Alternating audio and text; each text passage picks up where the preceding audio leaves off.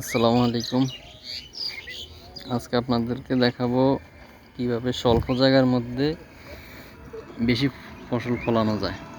এই দেখেন, এই ভাই একটা জাড়া দিছে আপনার নিচ দিয়ে, আবার ওটার খুঁটির সাথে আরেকটা খুঁটি দিয়া এই দিক দিয়ে বরবটি গাছ, এগুলো বরবটি আর এগুলো লাউ গাছগুলো এই দিক দিয়ে মাচাঙ্গে উঠে যাবে, আর বরবটি গাছগুলো এই দিক দিয়ে উঠে উঠে উঠে এই দিক দিয়ে উঠে যাবে।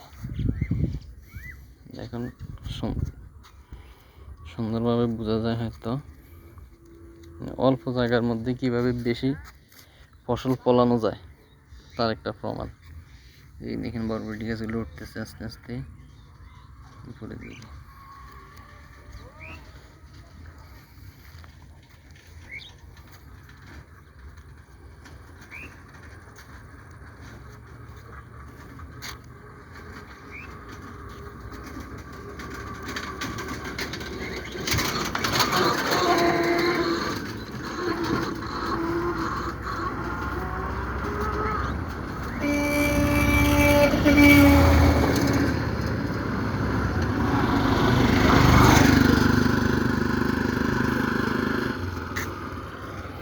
এই অঞ্চলটা হয়েছে নিচু এলাকা, ওইদিকে দেখেন পুরোটা পানি জলাশয়। এই কারণে মানুষের জায়গার সমস্যা, জায়গা কম। এই কারণে এই যে রাস্তার পাশ দিয়েই সবজি করতেছে, কি করবে, লাউ গাছ।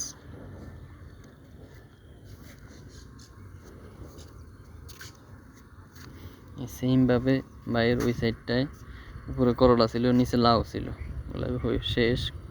এখান থেকে অনেক করলা বিক্রি হয়েছে, লাউ বিক্রি হয়েছে। এই সামনে আরো অনেক দূর আছে।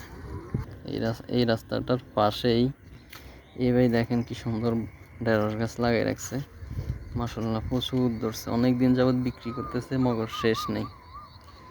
বিক্রি করতেছে তো করতেছে ঢেঁড়স আর ঢেঁড়স।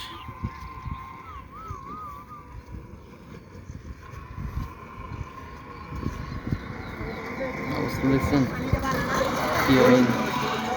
কিভাবে দৌড়ে আছে। অনেক সুন্দর লাগতেছে গাছগুলা, মাশাআল্লাহ।